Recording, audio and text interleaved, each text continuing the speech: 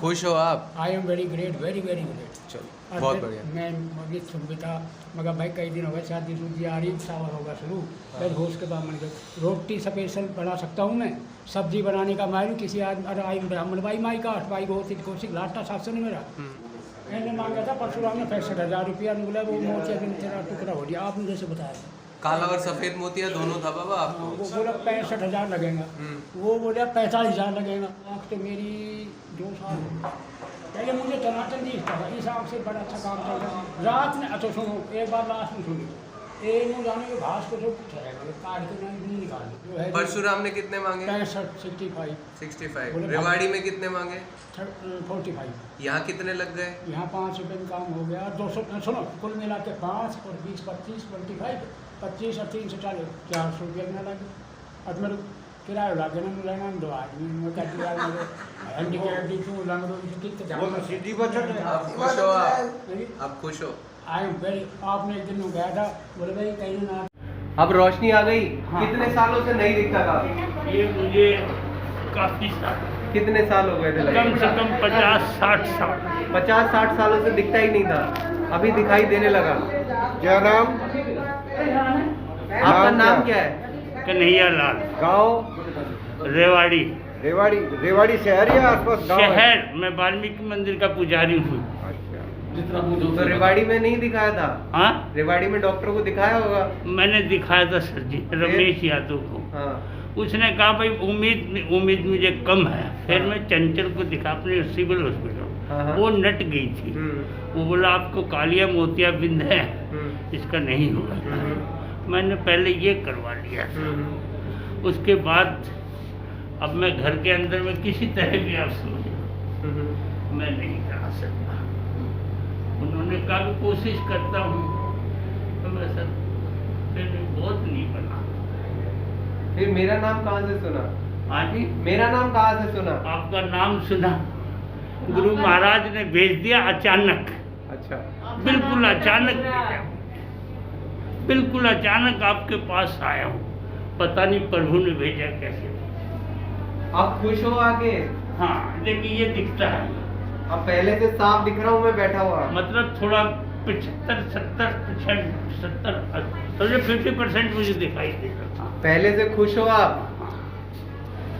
खुश क्या आप तो भगवान से ही बढ़ के हो। बाबा मैं कोई ये भगवान तो है नहीं। ही, कोई जो भगवान जीवन नहीं। देता है तो भगवान से ही बढ़ के है। बाबा मैं कोई भगवान नहीं। आप कहो ना, मैं तो मानता हूँ, मैं मानता हूँ। इधर देखिए मेरी तरफ, मेरी नाक पे।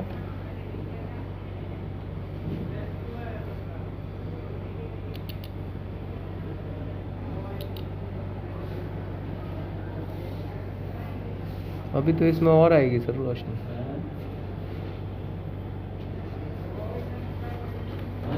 अभी बाबा और रोशनी आएगी इसमें। आप कहाँ से आए थे मेरे पास?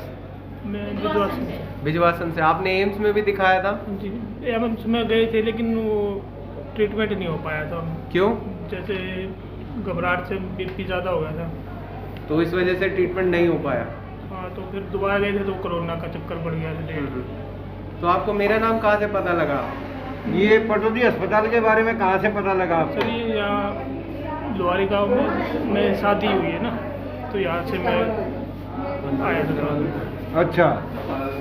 यहाँ तो लोहारी गांव से फिर बताया किसी जानकार ने, रिश्तेदार ने? घर से है, मम्मी को पता था यहाँ आए थे तो अच्छा। लेकर आए। बेटा आपके रिश्तेदार है ना, उसने बताया हमसे, बोले हम अच्छी से अच्छी कोशिश करवाएंगे और आप चाहे उसके पास फोन करके पूछ लो।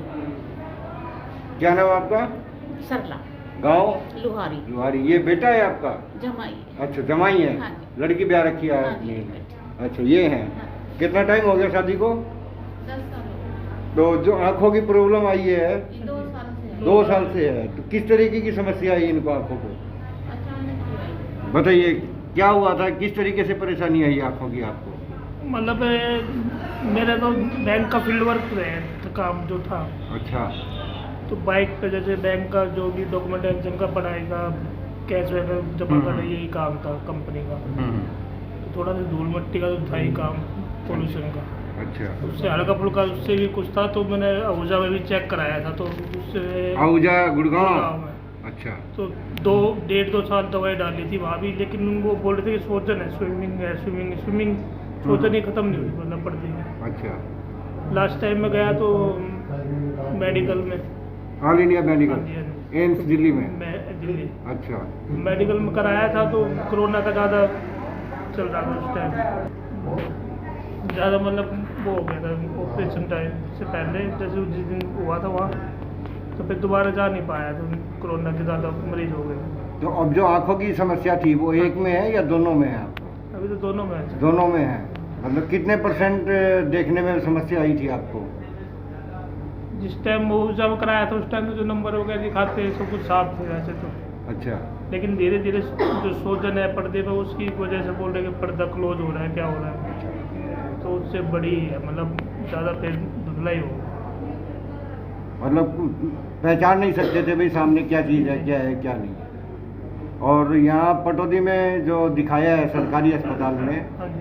अब आज जो आप आए हो, ये कौन सी बार आए हो? दूसरी बार, तीसरी बार? तीसरी बार। कितने % फर्क है? फर्क तो है सर, और जैसे मान लो बिल्कुल ही वाइट था, तो बाहर थोड़ा धूप में अभी है, थोड़ा दिखाई देता है। अच्छा। और मतलब जहाँ जैसे- तेज रोशनी हो हाँ, वहाँ आप वहाँ- चीज़ों को पहचान सकते जैसे हो। ट्यूबलाइट ही दिखाई दे रही है। अच्छा। पहले ये पोजीशन नहीं थी?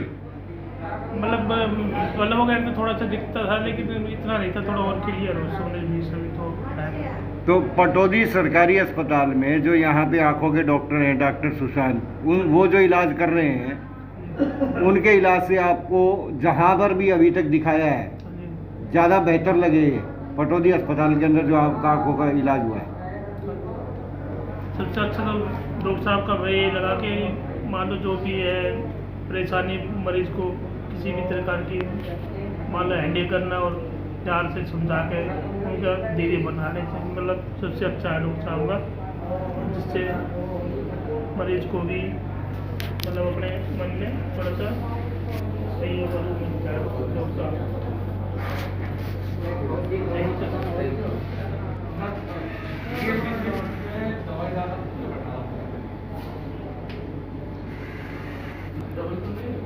बाहर बैठे। ठीक है आंटी, यही बात कह रहा अब ये था। पेशेंट खुद से अपनी जगह पे बैठ सकता है, एटलीस्ट जगह ढूंढ के। नहीं तो ये जब आया था आज अब तो लेके आए थे, बाद में जब मैं आँख बनवाने के लिए लेके गया था इनको, तो इन्होंने बताया था मुझे कुछ नहीं दिखता है। जब मैं अंदर लेके गया था ओटी में, तो ये कह रहा था मुझे कुछ नहीं दिखता है, दरवाजे के लग भी गया था इसको। बेटा ये जिंदगी बन जाएगी इस बच्चे की, ना दुखी आंटी देखो पहले से तो बहुत कुछ इम्प्रूव हो गया है। भगवान ने वही कर रहा हूँ, वही कोशिश कर रहा हूँ। अगर नोट भी पहचान पाए तो एटलीस्ट इसका काम हो जाएगा। मैं तो भगवान मान रही बेटा। आज हमारे पास आर्मी ऑफिसर के वाइफ आए हुए हैं और मुझे बताते हुए बहुत खुशी हो रही है कि इनके हस्बैंड आर्मी में रहे हैं, इनके दामाद उन्होंने आर्मी में सर्व किया, इनकी बेटी वो भी आर्मी को सर्व कर चुकी हैं और अभी जो है उन्होंने वहाँ से BRS लेके यहाँ के हॉस्पिटल हैं वहाँ पर सर्व कर रही हैं। जैसा कि ये आर्मी शब्द ही बहुत ही ज़्यादा मोटिवेटिंग है। अगर हमें कुछ सीखना है तो वो सीखना है फौजियों से, क्योंकि जब भी हिंदुस्तान में किसी भी तरह की कोई भी मुसीबत हुई है तो हमारे हिंदुस्तान के फौजी डट के मुकाबला करते हैं और अगर वो गोली भी खाते हैं तो वो सीने पे गोली खाते हैं और जो भी बोलते हैं वो सामने बोलते हैं। फौजियों को मेरी तरफ से दिल से नमस्ते, दिल से सलाम, और मैं पूरी की पूरी उनके लिए प्रार्थना करूंगी ईश्वर से कि उनको मेरी भी उम्र लग जाए और वो हिंदुस्तान को सलाम रखें, यानी कि हिंदुस्तान को सलामत रखें। अगर हिंदुस्तान सलामत है तो हम सब सलामत हैं। अब बात करते हैं कोविड को लेकर, क्योंकि कोविड जो है उसके साथ भी हमें अब लड़ाई फौजियों की तरह ही लड़नी पड़ेगी। कैसे? जैसे कि आप देख रहे हैं कि आप यहाँ सरकारी अस्पताल पटौदी में बैठे हुए हैं, यहाँ पर हम किस तरह से लड़ रहे हैं। पूरा 1 साल हो चुका है, एक भी छुट्टी नहीं ली है, सभी दिन लगातार यहाँ पर टेस्ट हो रहे हैं और अब कोविड का वैक्सीन का काम जोरों शोरों से चल रहा है। लेकिन लोगों से मेरी सिर्फ अब यही एक अपील है कि वो आएँ, अपना यहाँ पर आकर वैक्सीनेशन करवाएं। उसके बाद अगर उनको लग रहा है इस तरह का कि कोई भी साइन सिम्टम है उनको कोविड को लेकर, तो अपने टेस्ट को करवाएं। और उसके बाद हम उनको जो है घरों में आइसोलेट करना चाहते हैं, जैसे कि हमने पिछले साल किया, क्योंकि अगर वो पॉजिटिव हैं तो वो इधर उधर ना घूमें। हमें सिचुएशन को देखते हुए जैसे हमने पिछले साल किया था, अब तक तो हमें मुझे लगता है कि सीख जाना चाहिए। चलिए हम बात करते हैं, हमारे पास जो आज मैडम आए हुए हैं। मैडम, आज आपको कोविड का टीका लगा, वैक्सीन लगा? क्या आपको उसके लगने के बाद कोई भी तकलीफ हुई? नहीं। आप क्या संदेश देना चाहेंगे, क्योंकि आप जो हैं आपके हस्बैंड भी फौजी रहे, आपके दामाद फौजी रहे, आपकी बेटी फौज में रही, और सबसे बड़ी बात कारगिल, कौन नहीं जानता है कारगिल को, जिसमें उन्होंने बढ़ चढ़कर हिस्सा लिया और आज भी वो देश की सेवा कर रही हैं। तो मैं चाहूँगी कि आप फौजियों के नाम क्या कहना चाहेंगे? फौजियों के नाम तो हम लोग सही कहना चाहेंगे कि अगर उसमें जन्म हुआ तो फौज में जाएं और देश की रक्षा करें। अपनी रक्षा तो सभी करते हैं, और फौजी जो है पूरे देश की रक्षा करता है। यही चाहते हैं। बहुत बढ़िया कहा आपने कि दूसरों की रक्षा करें, क्योंकि अपनी रक्षा तो सभी करते हैं। बहुत बढ़िया, बहुत बढ़िया। और आप कोविड को लेकर जो है, कोविड को लेकर, वैक्सीन को लेकर आप क्या कहना चाहेंगे? मतलब लगवानी चाहिए या नहीं लगवानी चाहिए? लोगों को क्या मैसेज देना चाहिए कोविड को लेकर? जी जी, इंजेक्शन के बारे में लगाना तो चाहिए कि मन सबके चंचल होते हैं, सब एक दिमाग की शिखा नहीं होता जी। तो डरते रहते, आधा तो डर से मर जाते हैं।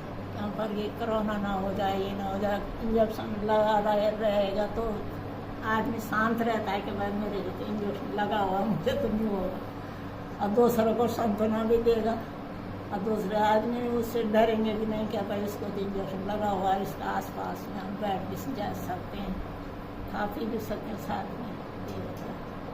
और वैसे अलग से रहने से तो डर रहता है कि हर एक इंसान, हम इंसान है, भगवान नहीं, हम डरते तो हैं, चाहे कोई कितना विद्वान भी है, चाहे वेद शास्त्र से चाहे किससे। हम वेद शास्त्र में बहुत रुचि रखते हैं, जो भी है विद्वान है, पर डर तो डर ही है ना। बहुत बढ़िया बताया।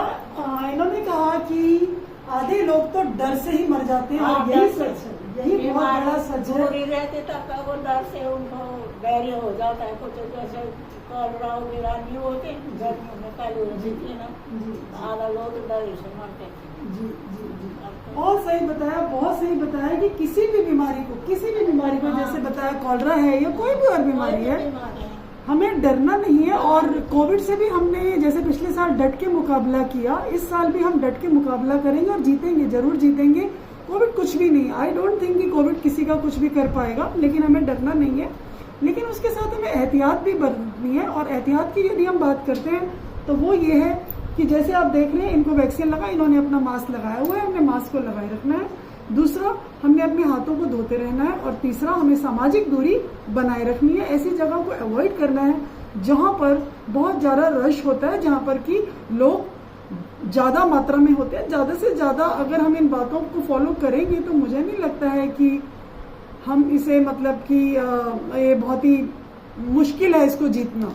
हमने पिछले साल भी जीता और इस बार भी जीतेंगे, लेकिन डरना नहीं है। जैसे फौजी डट के मुकाबला करते हैं, फौजियों से हमें यही सीख मिलती है कि किसी भी बात से हमें डरना नहीं है, क्योंकि आधी जो बातें हैं, मतलब जैसे बताया बहुत अच्छे से कि अगर हम डर गए तो मर गए, जो डर गया सो मर गया। लेकिन इसका मतलब ये भी नहीं है कि हमें एहतियात नहीं बरतनी, एहतियातों को बरतते हुए हमें डरना नहीं है।